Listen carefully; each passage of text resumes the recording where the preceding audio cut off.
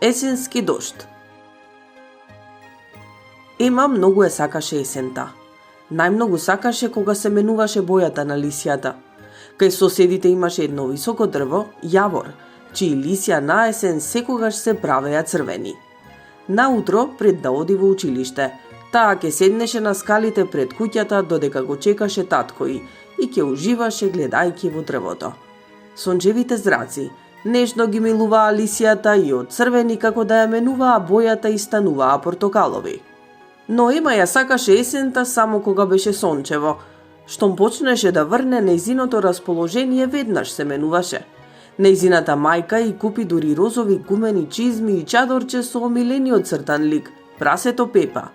Ема им се израдува, но се натажи штом се сети дека треба да ги носи додека врне надвор. Едно дождливо утро татко и на Ема ја викна малку порано пред да заминат во училиште. Не сакам, што ке правам? Врне, се намурти Ема. Дојди, сакам нешто да мириснеш, ја повика тој. Иако со негодување таа излезе пополека низ вратата. Ајде сега земи воздух, длабоко и мирисни го воздухот, и рече татко и. Малку се замисли, но Ема го послуша татка си. Зеде длабоко воздух.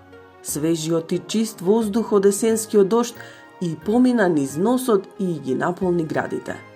Го испушти воздухот со затворени очи. Колку убаво мириса, како на есен. Колку убаво мирисала есента, тато, па дури и додека врне. Ема веднаш се расположи и свати дека неправедно не го сакала есенскиот дожд. А што велиш да одиме пешки до училиштето, тато? Си имам нови чизми и чадорче. Може ли? Секако дека може, рече татко и.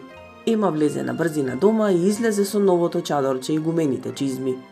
Татко и го отвори големиот црн чадор, ја фати за рака и тргнаа по тротоарот, газејки ги паднатите црвени лисја од јаворот.